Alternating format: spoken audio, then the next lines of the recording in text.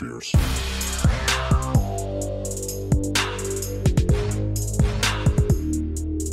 Downright fears.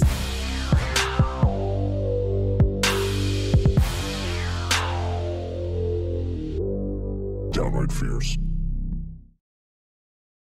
Hello, and welcome to another episode of Downright Fierce Gaming. Ah, damn it, I fucked it up already. Hold on, let's try it again.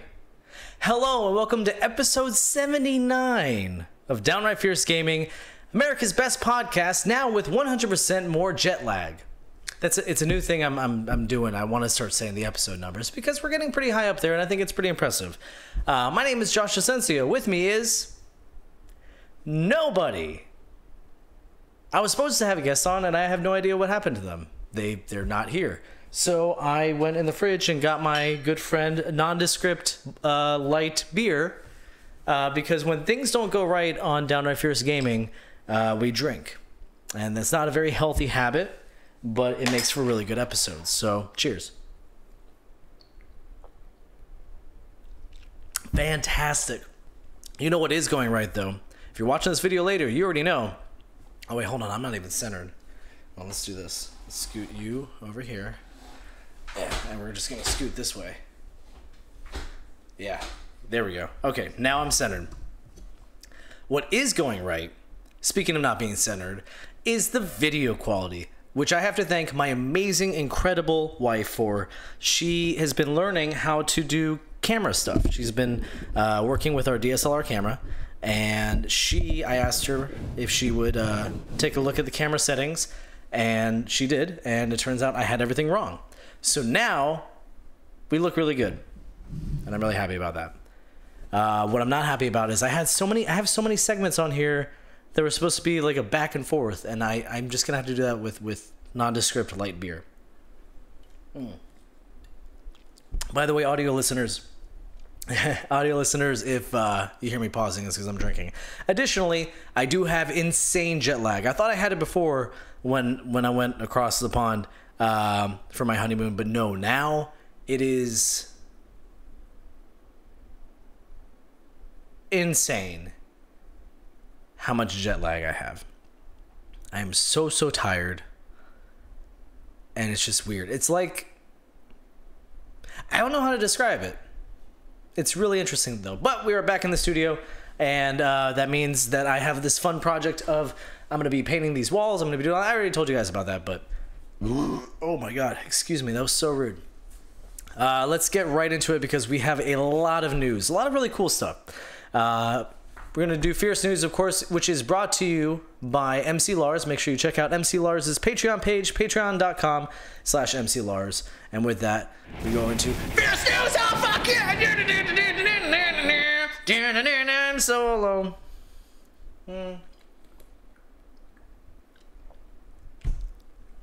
I'm not promising anything, but I'm going to see if I can kill this six-pack in the episode. I don't drink that much anymore. I really don't. That I'm not saying that ironically. I'm not saying that like, oh, you know, but I actually do. No, I really don't. So we'll see if this can happen. Okay, so the first news story. I love it so much. I love this title. I love how this gets written up. Kanye West was in New York recently and trying to track down Hideo Kojima. True story. I'll read that again. Kanye West, the rapper, was in New York recently trying to track down Hideo Kojima. He went on Twitter and wrote, quote, "Heard Hideo Kojima is in New York. We need to meet. Does anyone know where he is or how to contact him?" Okay, you're Kanye West. You're a famous ass dude. Everybody knows who you are, including Hideo Kojima. Hideo Kojima doesn't know who I am. If I went on Twitter and I'm like, "Hey guys, do you guys know how to get rid of? Do you know how to get a hold of Hideo Kojima?" Maybe I might get lucky. But Kanye West, that's how he's tracking down Hideo Kojima. That alone is funny. But I actually did do a little bit of investigation. And I think I actually might have found Hideo Kojima. I think we have a clip, don't we? There it is. There it is. Look at that. There's let me get out of the way here. There's Hideo. I found him. He's See, I was counting on somebody next to me laughing. For the audio listeners, it's a guy in a box. Because of Metal Gear Solid. There's Hideo Kojima. And we drink beer.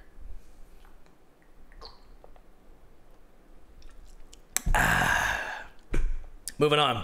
League of Legends developer Riot Games COO Scott Gelb is in the news after being suspended without pay for 2 months following allegations of workplace misconduct. This is really gross. I mean, you hear, horror stories, well, I'll just read the story.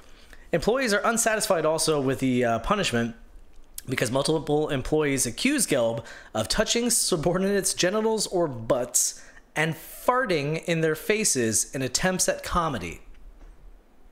I put my best 2 news stories forward, right at the beginning of the episode.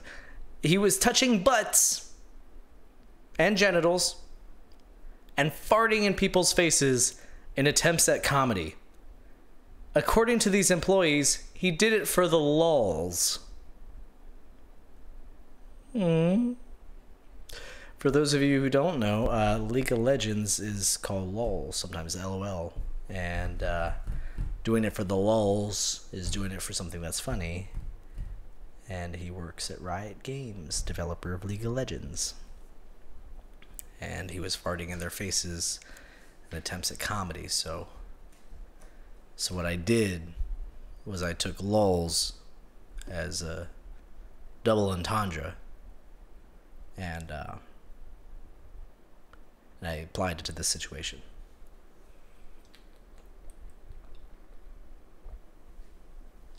That's beer number 1. I'm not going to finish all this. I just realized that. Moving on. This is the part where I would turn to my co-host and I go, hey, do you know what the Smash logo stands for? Like Smash Brothers, you know what that logo? The circle with the thing? And he'd probably go, no, because this is brand new news. And I'd go, well, series creator Masahiro Sakurai recently explained it. According to Sakurai, the 2 intersecting lines are a nod to the many franchise crossovers present in Smash Brothers. So the fact that they're crossing is a crossover. And then the intersection also has the effect of slicing the circle into 4 sections representing Smash's 4-person multiplayer. That's really cool. That's all I have to say about that. I don't know. I thought that was a cool story. So I included it in my podcast with video game news. That's what I did. Let's open this beer. Speaking of Nintendo, they've broken another record recently. According to COO Reggie Fils-Aimé, half of all Switch owners purchased Super Mario Odyssey, Breath of the Wild, and Mario Kart 8, which has, quote, never happened in U.S. video game history. He also said, quote, those 3 games continue to attach to hardware at better than 50%. Just think about that. For everyone who owns a system, more than 1 out of every 2 have bought Zelda, more than 1 out of every 2 have bought Kart, more than 1 out of every 2 have bought Odyssey. So, here's what I'm thinking, though. That's obviously extremely impressive. Yes, the attach ratio is unheard of. This is the... I'm going to burp.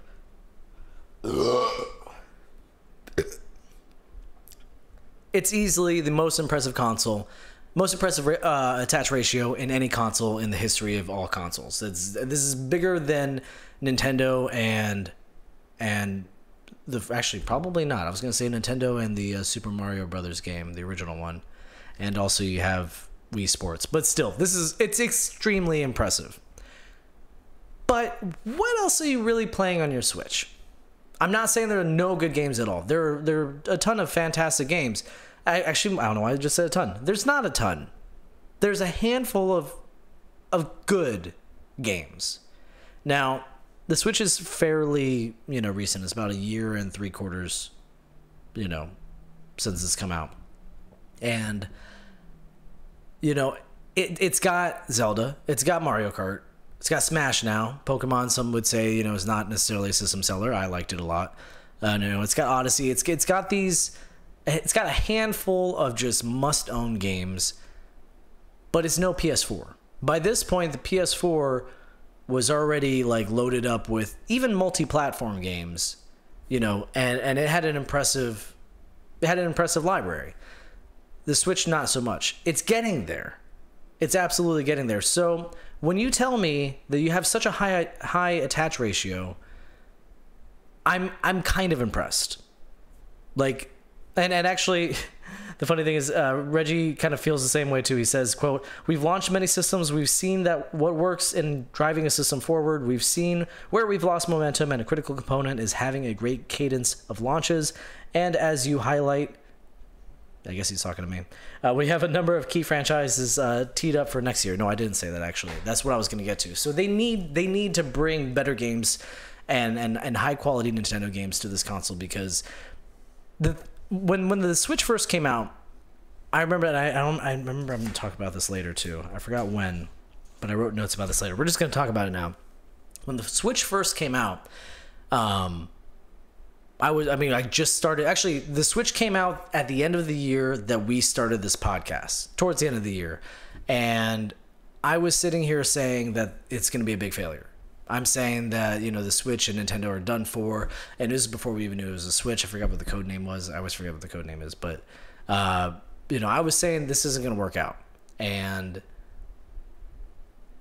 it did. I mean, and the reason why it worked, though, and the thing I couldn't grasp, and nobody can really grasp, it's kind of like VR. You can't grasp how amazing the Switch is until you hold one in your hands. And you see the screen, you feel the controls, and you're like, oh, I get it. And you put it in the little stand, and you have your controllers, separate from the thing. Once you play with a Switch, then you get it, and then you kind of forgive the library. But that could only really take you so far. I mean, personally, even I'm going back to Zelda, and I'm, replaying some of the challenges and stuff. There's not too much to play on it, and when you run out, if you run out, because there's still fun stuff on there, if you run out, you slowly realize, okay, I'm playing all these mediocre games just to play my Switch. If they don't come out with some AAA titles akin to Mario, not crap like Kirby, that Kirby game that came out, you need some quality games that are not necessarily 10s, but at least that, they got Pokemon coming out. Perfect example. You need games like that are going to reward people for buying into your product, because you can't join in the multi-platform arena. You can kind of, like, they're dipping their toe into it, but most multi-platform games are the high quality, high graphic intense games like Call of Duty and things like that, and they just can't compete with that. So they have to make their own library, and it's a lot harder for them. So he's saying that they realize that, and thank God, because if they just had their heads in the sand, like, look how great we're doing, we're gonna be fine. No, they realize you have a slump right now. You're porting a bunch of old games because you're not making anything. Well, they're making stuff now, but you're not releasing anything right now. They realize their situation, and I'm thankful that they see it the way it is, and they're being honest. And I'm really hoping that 2019 is as big of a year for the Switch as they're saying, because this year was fantastic. I mean, they had fantastic games that came out, and I'm glad it worked out. They're a contender now, and that's good. And I'm gonna drink this beer. Okay. Again, I know I'm gonna talk about that somewhere else in here. We'll see what happens. Okay. Here's another really interesting thing. If you have an Amazon Fire Stick, you can now play Sega games on it. Amazon teamed up with Sega to bring 25 classic Genesis games to Fire TV customers. You can play either with your remote or with a compatible Bluetooth controller. The games included are Sonic the Hedgehog 1 and 2, Sonic CD, The Revenge of Shinobi, Rise Star, Golden Axe 1, 2, and 3, Beyond Oasis, Decap Attack, S-SWAT, I've never heard, or E-SWAT. I've never heard of this one. E-SWAT, City Under Siege, Streets of Rage 1, 2, and 3, which are fantastic games. Gunstar Heroes, Dynamite Heady, Headdy, Dr. Robotnik's Mean Bean Machine, fantastic game. Columns, Biohazard Battle, Comic Zone, great game. Alien Storm, Bonanza Bros, Gain Ground, Altered Beast, Sonic Spinball, and then that's it. So a couple thoughts on this. One, I hope somebody out there knows. And if you know, I want you to email us, downrightfierce@hotmail.com, and explain to me why Sega who has this impressive library of IPs, they've been giving away a lot of games. Like a lot. Right now, if you have an Android, I think also an iOS, you can go on the market store thing, whatever, and you can get free Sega games for your phone. Bam, you have Sega, you have Comic Zone, I know they have Sonic. And now if you have an Amazon Fire, stick, you can play these games on that. They're not charging anymore for these. I don't think they're making much money. I mean, they're definitely not making anything off the Google Play Store or iTunes Marketplace or whatever that one's called. iTunes Store. Excuse me. They're probably not making much off of this Fire Stick thing. My question is, are they gearing up for something? Is there a reason why they would be doing this? I can't figure it out. Like, I look at this, I'm like, you're just giving away your games. That's making you relevant again, but what are you going to do with that? I mean, they came out with their mini console and nobody bought it. Like, nobody talked about it. I mean, we talked about it a little bit, but, like, nobody's talking about it now. It wasn't high in demand, and they're still doing stuff like this. What are they gearing up for? I mean, first thing pops in my mind, you make an IP relevant again, does that increase the price of it? Do you then sell it to Nintendo? Because holy shit, now that I'm saying that out loud, how amazing would that be?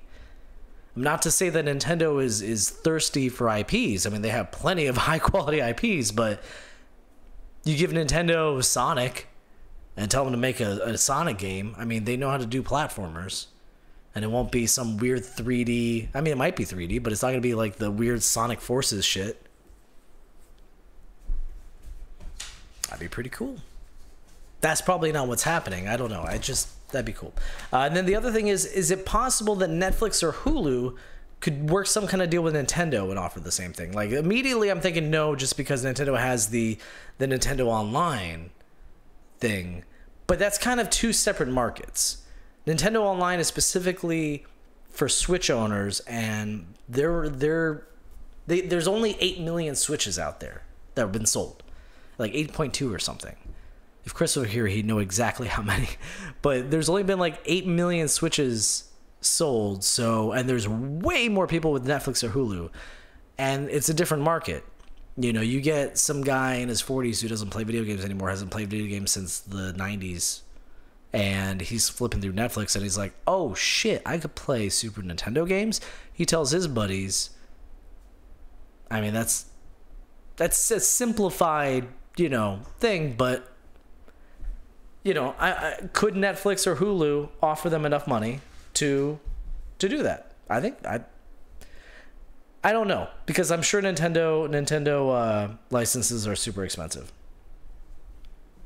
So I'm gonna drink some more.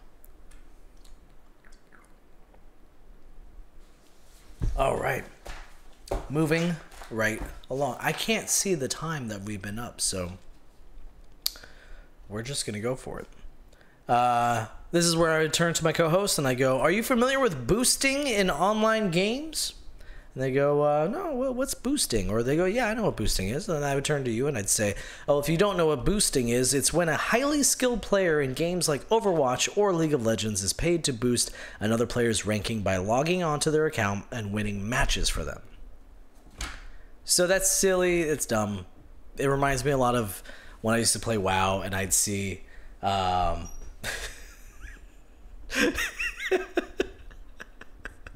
sorry.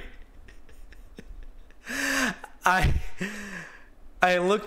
in the middle of a thought. I look over and I see Mark in the comments. It says, sorry I'm late. I was smashing. And I don't know if anybody else talks like this, but sometimes I use smashing as, like a euphemism for... So... I'm just gonna. I know what you mean. You're playing Smash Brothers, but in my mind, you were smashing. Welcome to the show, Mark. I was supposed to have a co-host, and I guess I don't know what happened. So Mark, I don't know if you're familiar with boosting in online games. It's when a highly skilled player in games like Overwatch or League of Legends is paid to boost another player's ranking by logging onto their account and winning matches for them. Like I said, it's silly and dumb. It happens. It reminds me of back, when I used to play WoW, and you'd see in chat people going, "Oh, selling gold. Give us $100 and we'll farm a bunch of gold for you." And they log onto your account and they do all that stuff. I'm gonna burp. There it is.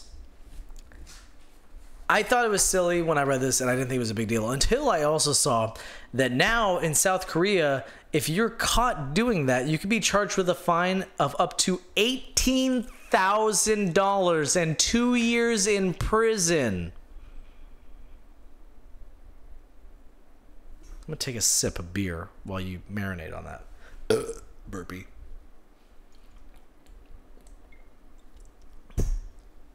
If I was like 5 more beers in, I probably would have done a spit take and regretted it immediately.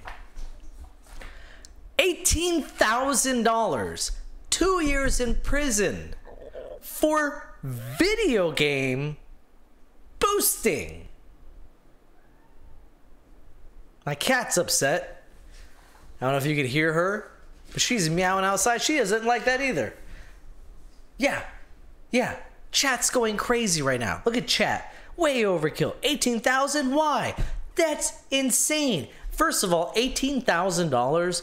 Where are the damages there? Now, actually, let me retract. The 18,000. This makes a little bit more sense. I was kind of blowing this out of proportion. It's still crazy. Don't get me wrong. It's still nuts, but it makes sense when I explain this next part. It's an amendment to South Korea's Game Industry Promotion Act, which applied the same punishments to hacking, illegal distribution, and licensing of games and other video game related crimes. So this was tacked on to other video game crimes, which that sentence is very silly, and I'm going to sneeze. I'm announcing all my...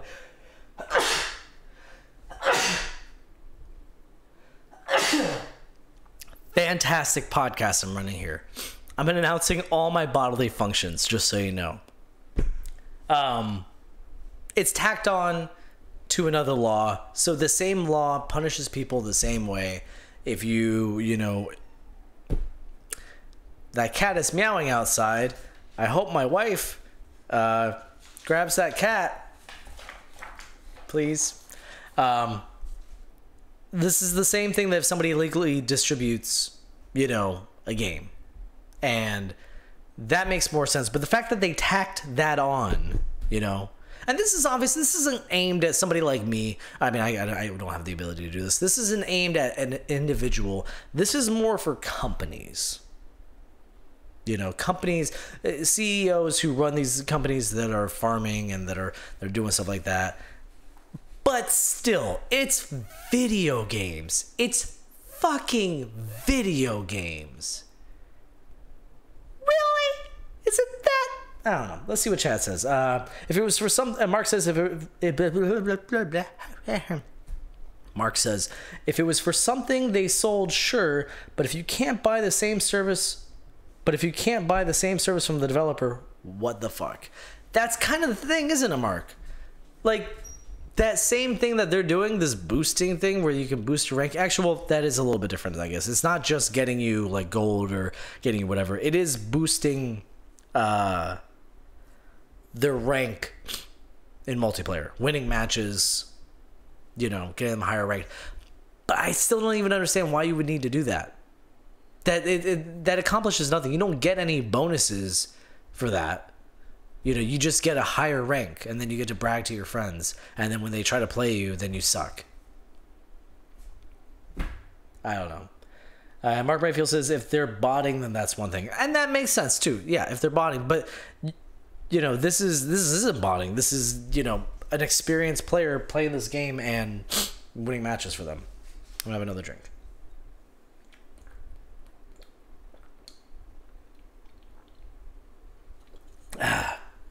That's beer number 2. I don't know. It's still crazy. Like, I get it. I get what they're doing. And I get who they're targeting. But the fact that it's such a high thing for video games, that's the thing, man. It's fucking video games. Where's the 18,000 in damages? Why tack it on to this law? Like, I see where the 18,000 in damages would be for illegally distributing, for, you know, hacking and leaking and doing all that. I get the damages for that, but where are the damages? Are there really players out there who are like, man, I was ranked 1,079 and now I'm 1,230. My life means so much less because this guy paid for boosting. Man, that's how South Koreans sound. I don't know if you know that. And then Mark suggests lost subscription time. I don't know. It's silly. Like, and again, I understand the 18,000 and the 2 years prison because it's just tacked on to another law. It's an amendment to another law. But how did you get that on there? How did you justify tacking that on? Like, you know, we could just. Well, it is difficult to pass a law, I'm sure, but was it really that important for boosting? That's the question. There it is. Now we've narrowed down the question. Was it really that important to fight for this boosting thing? Especially if it's so significant that companies are making money and hiring, you know, people who are really good at games. You're taking away jobs. I don't know. And okay, last thing too. Who's putting the pressure on them? Who's sitting there? Like, is there like a guild of gamers going to Congress in South Korea being like, we demand change. Something needs to be done. This is a travesty. Listen, I play this video game for hours and some fucking asshole pays $50 and he's ranked higher than me. I am hurt by this and I want it to change. And the South Korean government is so just not busy that they're like, oh, damn, dog. Really? Oh, my, that sucks, dude. You lost your Call of Duty rating? Oh, man. Nah, I got you, fam. I got you. Look, we're going to pass this. Hey, you guys want to pass a law? Make this illegal as shit? All right, let's do it. Let's spend the next 2 months working on this because this is really important. Gamers are the future. I'm sorry. This is the most unprofessional podcast ever, but Mark Bayfield has the best comment of all time. We need to build a booster wall. And South Korea's gonna pay for it. Hell yeah, man. Hell yeah, that's fantastic. All right, that we opened another beer to that. Okay. So, exciting news. We have new information about the next generation of Xbox consoles. By the way, I also just want to say for the 1,000th time, I called it. It's actually, you guys, it's really exhausting being right all the time. It is. I see these things. I see these patterns in games and life and everything. I'm like, oh, I connect these dots.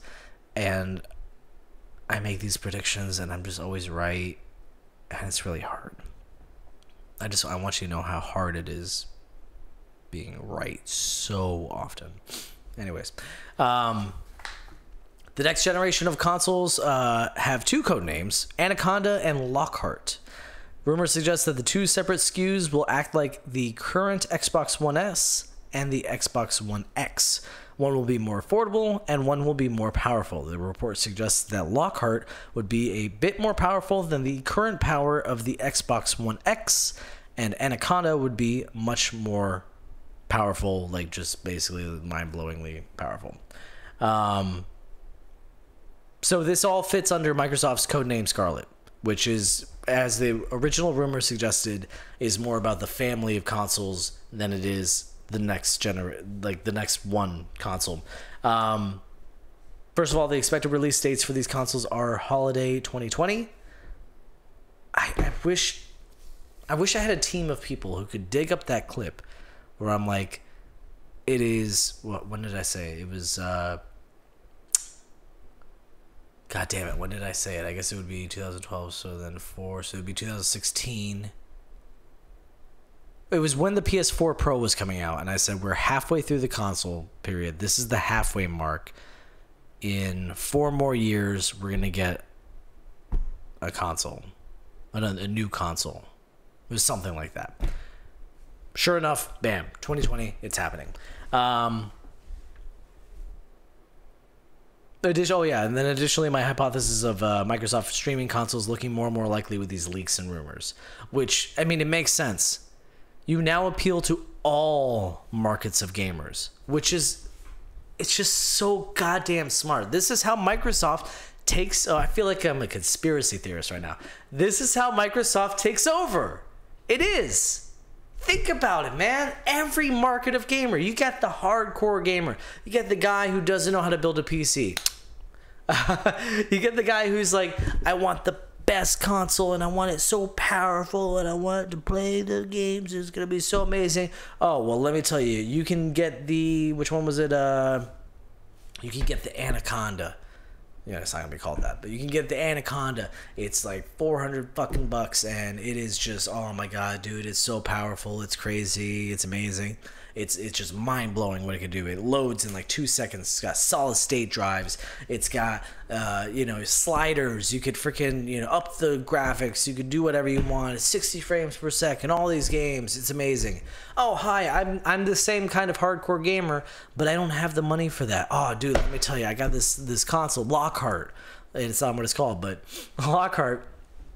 It's way cheaper. It's like $200, and you can play all the same games. It just doesn't look as great, but hey, you're on a budget, then you can do that. You can pay $200, and we're gonna you got this. And then you get the fucking whatever the other one is called, which we don't know yet, the streaming box. I'm telling you, god damn it, I need to write this down. I need to write this goddamn date down and this time down, the timestamp. It's going to happen. They're going to have a cloud streaming console. No like disk drive, no like somebody record this, somebody clip this. There's not gonna be any disk drive, there's not gonna be anything like that. They're gonna fucking get it down to its just bare essentials. It's gonna be an internet box with barely any graphics card or CPU power or whatever they need, really. Just to have a streaming box. It's going to have very fast internet, and it's going to play all the same games. And it's going to run just as good as they're not going to let it run as good as the Lockhart, because or the Anaconda. They're not going to do that, because you need a reason to buy the Anaconda. It's going to run as good as the Lockhart, and it's going to cost like $100, maybe like $150 or something. And you just stream all your games. You need a good internet. You do. But you stream all your games. I'm telling you, I am so sure. I want to pizza bet myself. I wish there was somebody out there I could pizza bet with, because that's going to happen. Next generation console, and that's how they win. Because now you get the guy who's just walking through Walmart and he's like, $150 for a console? What is this? That's brand new? I could play all these games streaming. I have this entire library of fucking games I could play. What? Wait, hold on. I could pay $20-$30 a month and play all these games and all the new games? Why wouldn't you? Bruh. I'm gonna drink while you think about that. Telling you, it's gonna happen. It's going to happen, and it's gonna be fantastic. And that's how. Honestly, that's how Sony falls back. That's how they fall behind. Because I know the naysayers will say Microsoft doesn't have the IPs. That's what they're doing right now. They're going out and they're getting the IPs. They're getting the developers. They're getting the publishers. They're getting everybody on their side. And they have these little secret meetings. God damn it, I sound like a conspiracy theorist. But this isn't that crazy to imagine. They're having these little secret business meetings, which happens. It's not like they're taking over the world or something. They're having these little meetings. They're saying, look, we got this coming up on the horizon. Look at the patterns in gaming. Look at the patterns in media. This is a thing that's going to happen. And, face kicker, I know you're listening right now and you're just shaking your head. Face kicker is our executive producer, by the way, Andrew Kirkendall. He's shaking his head. He's going, no, the internet's not there yet. Yes, it is. Come to St. Pete and argue with me, bruh. You got a place to stay. You got a guest room to stay in. Come to St. Pete and argue with me. Yes, it is. Because mostly the technology for the internet is not on the consumer side. It is on the what'd you call that, distributor? It's on their side. I'm telling you, they have the technology. They can do it. At the very least, by 2020, they will have it. Because we're almost there now. We really are. Look at Assassin's Creed Odyssey. What Google they're doing with their Chrome browser. We're playing video games through our fucking browsers. I'm just saying, this is going to happen. And it's going to revolutionize gaming, and I'm going to drink this beer. By 2020, we will be there. Come visit in St. Pete. I miss you. Okay, moving on. Speaking of repeating myself, I feel like this next story has been repeated in 1,000 different ways. So I'm just going to break it down to one last news piece and be done with it. This is where I remember now. I was going to talk about that other stuff. The Nintendo Switch is a really awesome console, and a lot of people are buying it. I feel like every week it's, oh, the Nintendo Switch, it outsold this. It's the fastest this. It's the best this. It sold this many this. I'm done saying how great the Nintendo Switch is, except if it's to prove another point in another news story. I'm not going to have another news story. I'm going to try not to have another news story where the subject is about how great the Nintendo Switch is selling. After this. So it broke another record as the fastest selling console of this current generation through 21 months. Additionally, Smash Bros. Ultimate has sold over 3 million units and is the fastest selling Nintendo Switch and Smash Bros. Game of all time. Let me repeat that. Let me take that last part out just so it hits more. Hits harder. Smash Bros. Ultimate has sold over 3 million units as the fastest selling Nintendo Switch game of all time. Breath of the Wild, Super Mario Odyssey, Smash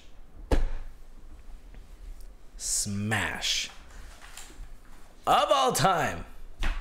And I realize that sounds, well, the Smash Brothers game of all time, that's where that fits into, but it's the fastest selling Nintendo Switch game. Mark Mayfield says, it's almost like good games sell consoles. I know, right? It's crazy. So I can't tell you how many times I've heard this from people too. Like, yeah, man, I'm going to get a Switch, but like, I'm waiting for Smash to come out.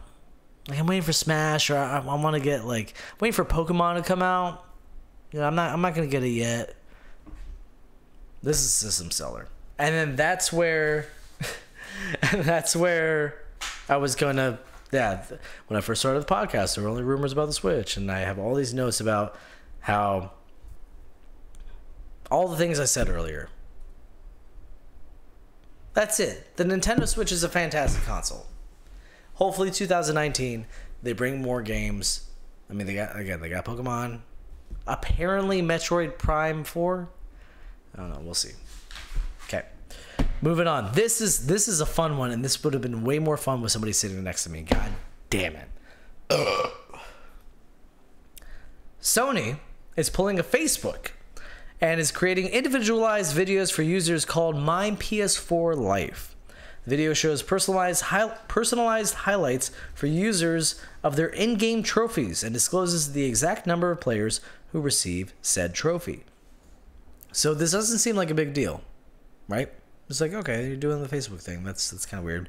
Until Reddit user Gamstat realized that you can use the number it gives you combined with the percentage of people who obtain the trophy that you would find through your PS4 or the PlayStation website to get an estimate of the total amount of people who have played that specific game. Those numbers are usually, not even usually, are always kept confidential.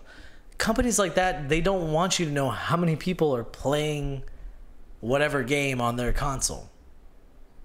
They don't.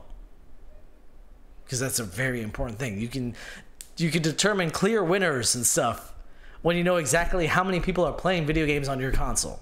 That's usually kept secret. Sorry, I'm just hearing noises outside. Studio is very, very loud. So now we have this like very detailed information. I went on the site and I looked up the top games, and this is where I look over to my co-host and I go, hey, guess the top games. So what I'm going to do is keep looking to the window and probably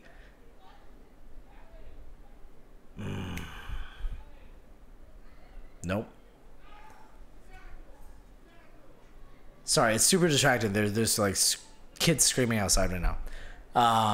I'm gonna take a sip of this beer, and I want you to guess what the 1, 2, 3, 4, 5 top 5 games with the most players on PS4 is. Take a sip of this beer, and I'm gonna resist the urge to open the window and throw this at the people outside.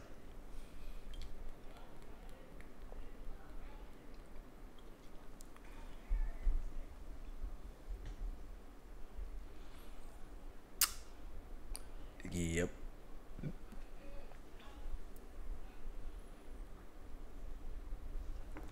Okay. You've had your time. Top 5. Number 1, not Fortnite. Fortnite's a little bit too new. If you've been a gamer for a while and you've been following news, you probably said what I'm not going to take credit for this. Still, number 1 game, Grand Theft Auto 5. 57.5 million players. God damn, that's insane. That's for you. The next one, so check this out. The next one I was super confused about. I'm looking at this, I'm like, no. Wait, what? And I guarantee. In fact, we're going to take another second. I'm going to pizza bet you right now. Don't cheat. Don't look it up. I'm really gassy. Try to guess the second game. Here's the thing. Mark and my wife are on chat right now, and they're very active. I know we have other people on chat, but they're the most active ones. If you just get it right, then I know you looked it up. That's how insane this is. But for those of you who listen after we release the audio episodes, I want you to take a second and think what number 2 is. And then I want you to email us at downrightfierce@hotmail.com and be honest. Did you get it right? And if you did, then I will say your name or whatever. I'll just say your name on the podcast. I'll say they got it right, even though they lied. Try for it as I take a sip of this beer.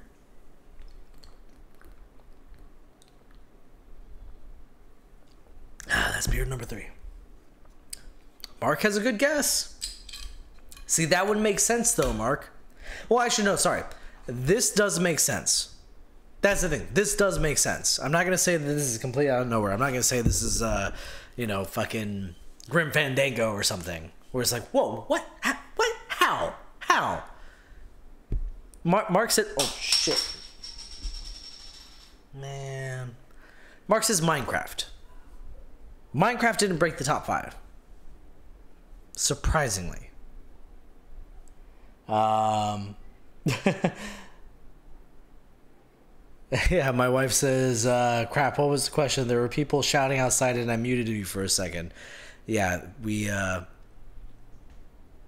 some noisy neighbors apparently.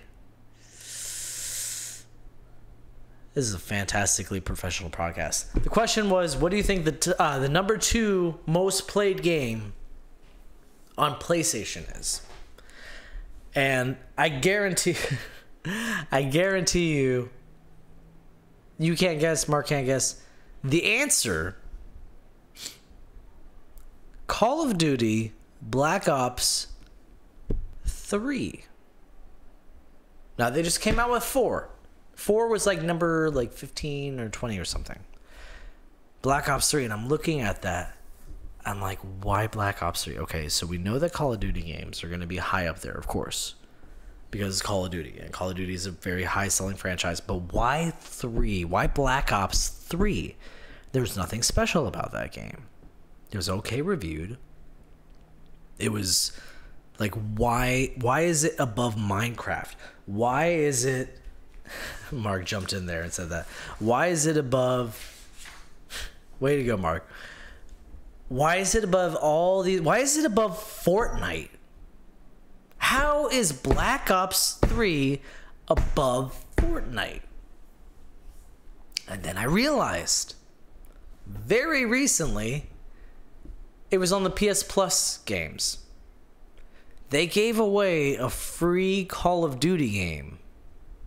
Of course everybody downloaded it. Everybody downloaded it. Everybody played it. I fucking downloaded it. I played it. I'm one of the 57 million. That's why. It's fucking Call of Duty. It's one of the highest selling franchises of all time. One of the, I mean, obviously Grand Theft Auto is number 1, but it's one of the highest selling franchises of all time. Of course, when they give it away for free, everybody's going to download it. There you go. Mark says, pepperoni and jalapeno, thanks. Tell you what, Mark, I will take you, because if he's trying to say that I owe him a pizza, I will buy you a pizza. I will buy you a pizza. I am saying publicly that I proclaim I will buy Mark Mayfield a pizza if he comes to St. Petersburg to eat it. You gotta come and visit to eat it, buddy. It's the only way. Anyway, so that's number 2. Number 3 is Fortnite. Here's where it gets funny. Number 4 game at 39. Oh, and Fortnite was 39.5 million, which is crazy. So Grand Theft Auto 5, 57.5 million. Call of Duty Black Ops 3, 57 million. Nuts. Fortnite, 39.5 million. At 32.5 million, FIFA 18. It's international, of course.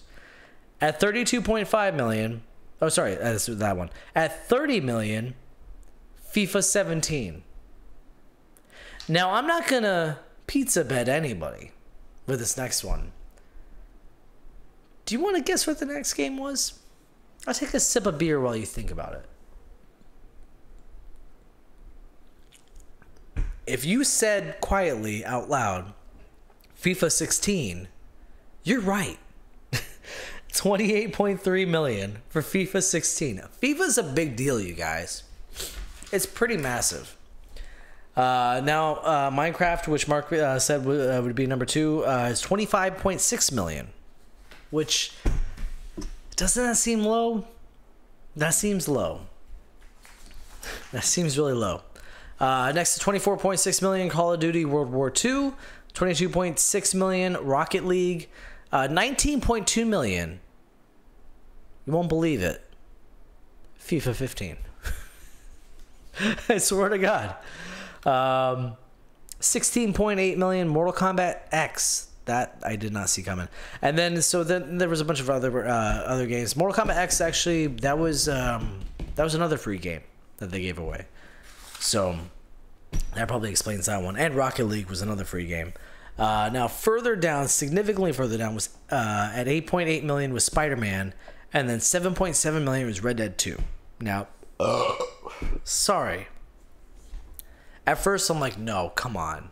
These are amazing selling games. There's no way that they're this far down the list. And then I realized, oh, hold on. This is for, like, total amount of gamers. Red Dead. Grand Theft Auto 5. All the FIFA games. These are games that people bought years ago and have. The fact that Spider-Man and Red Dead are so high up the list, I think they're 20, maybe in the 20s, is still significant for how recently they came out. Because think about it. This isn't like games sold. This is a completely different game from list from MPD sales. MPD sales counts the number of new games sold. This is not that. This is a very realistic number of how many PlayStation owners have played these games. So that can mean anything from, like, God of War was on here somewhere. I don't own God of War. I didn't even rent God of War. I borrowed God of War from Chris Stanton. The Chris Stanton. So that's what this list represents. These are people who played these games. And the fact that Spider-Man and Red Dead are on this list after coming out so recently, that's fucking impressive. That's extremely impressive. For the entire history of the PS4, the fact that Spider-Man and Red Dead are on this list so high, hell yeah, dude. And then Mark says, surprise, Rocket League is so low on that list. That game was hyped for a hot minute. It was, but that's the thing. It's not low when you consider that this is a list of, like, I think it was like 150 games. That's not low considering how many games are on this. Again, Spider-Man is at 8.8 million. Red Dead, 7.7. And all I can hear is people outside. Rocket League, 22.6 million. 22.6 million. That's insane. I'm going to go out and fight somebody. I swear to God. So I went all the way to the bottom of the list, and I was curious what's at the very, very bottom of this list. Now, this is only this list, okay? Because I'm sure there are games with smaller numbers, but just for this list, and I only went with the global numbers because they also sectionized I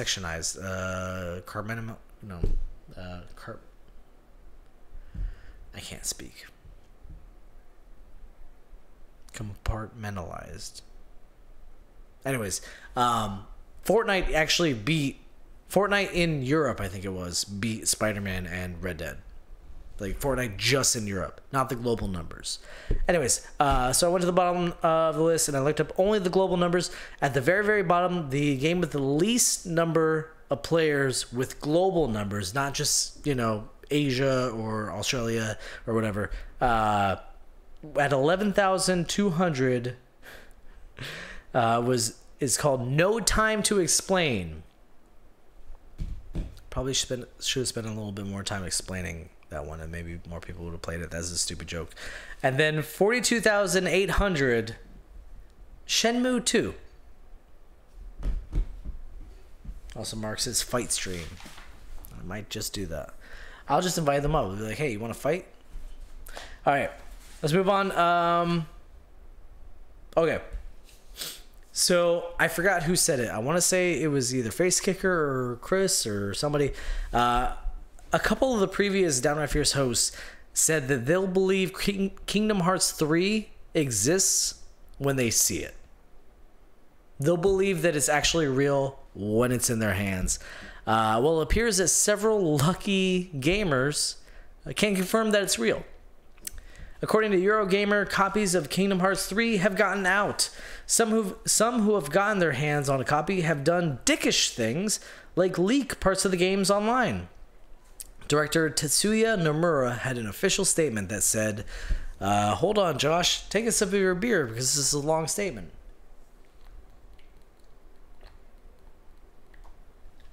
I'm gonna fight these kids outside. I'm gonna fight these goddamn kids outside. And I want to yell at them, but I know they'll just make them louder. This is what happens when you get older.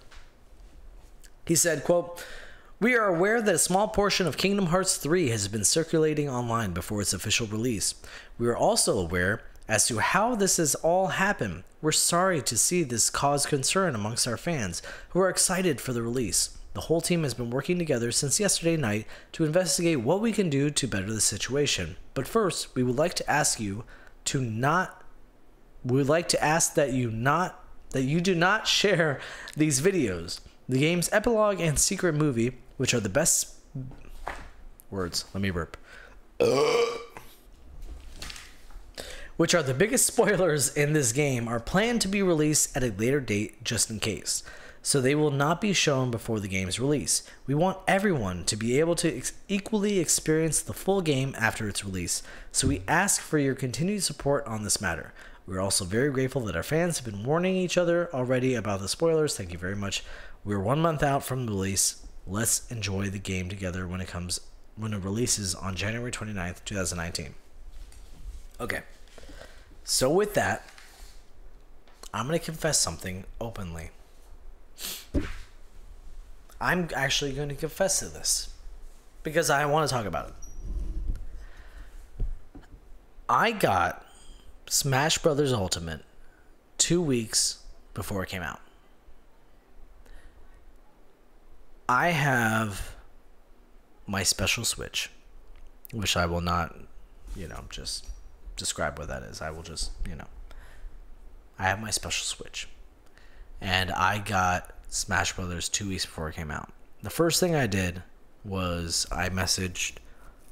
I have the old hosts of Downright Fierce Gaming. We have a Facebook message group, and I messaged them like, guys, it's Smash Brothers has been leaked. And then like a day later, I have Smash Brothers, and I downloaded it. Where was it? It was in.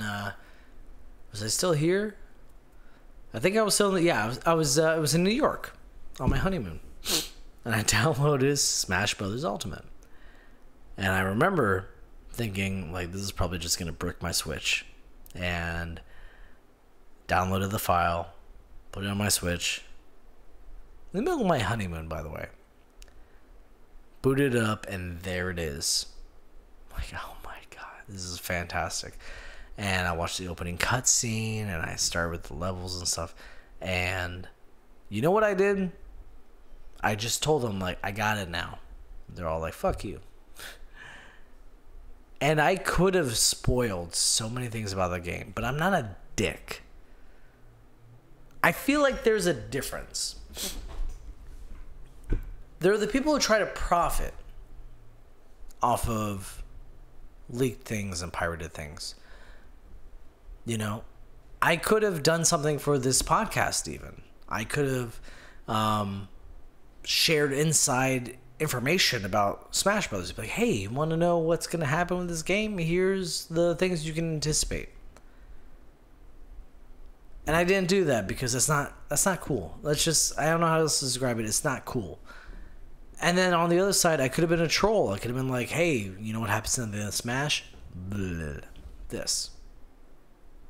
And it has a pretty crazy ending too. Not like a twist. Not like a. Actually, I don't even want to say how the ending is. There are people out there who are just sick, and they want to make other people hurt. So I understand that some may look at me, and when I posted that I posted on my own personal Facebook that I was playing this game 2 weeks before it came out. I had people who were upset with me and were saying, like, oh, I hope that bricks your console, and that's not cool that you downloaded that. I'm getting the game for free, and I'm getting it earlier. But I'm not being a dick about it. I'm bragging a little bit, sure. But I'm not sharing spoilers, and I'm not hurting anybody with that.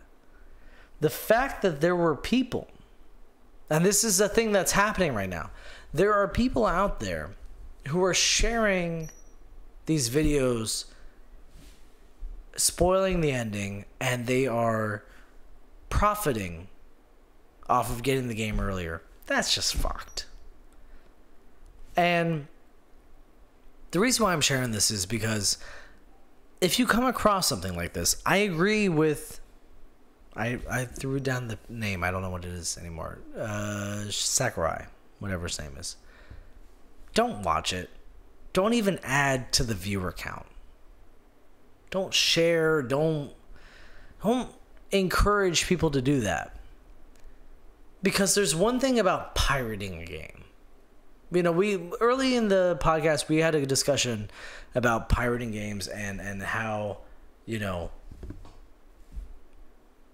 how certain people feel about that. And, you know, like, and Mark was saying your friends were saying that.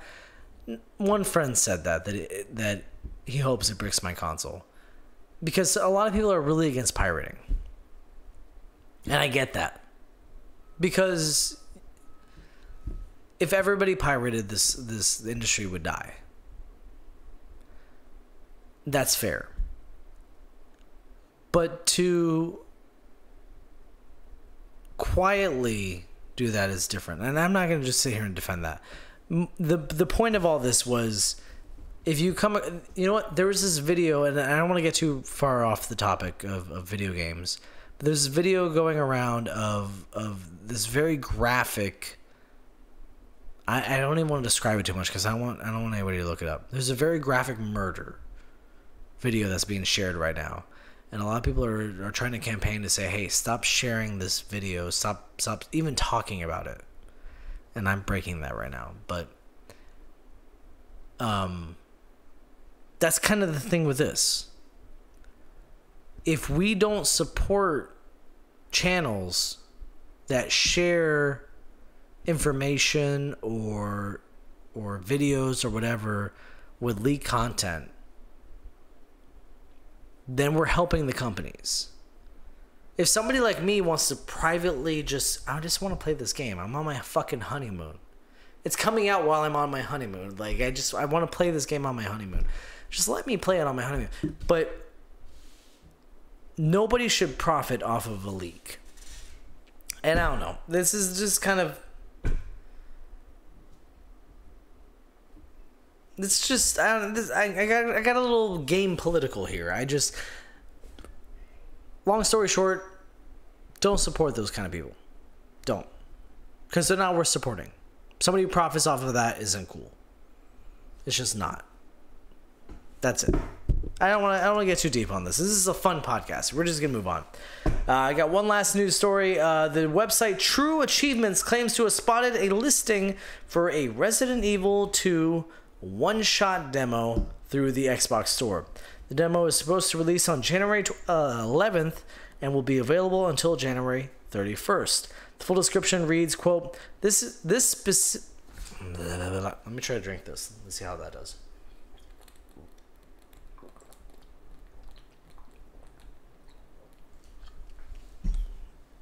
Much better.